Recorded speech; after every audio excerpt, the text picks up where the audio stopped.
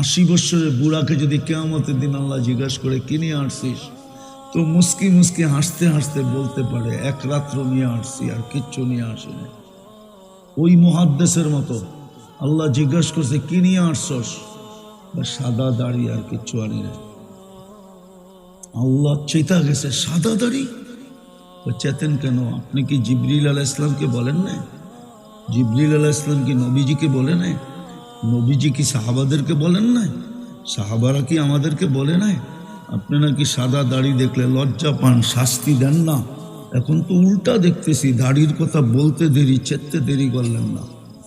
আল্লাহ মুস্কি হাসি দিয়া বলতেছে সবাই সত্য বলছে, আমিও সত্য বলছি, মাফ করে দিলাম, যা। 80 বছরের বুড়ো তো বলতে পারতো এক রাত্র নিয়ে আসছি। আল্লাহ যদি বলতো এক রাত্র, বৎসরই 365টা, আর 80 বৎসর এক রাত্র, চেতন কা লাইলাতুল কদরি খায়রুম মিন আলফি শাহর।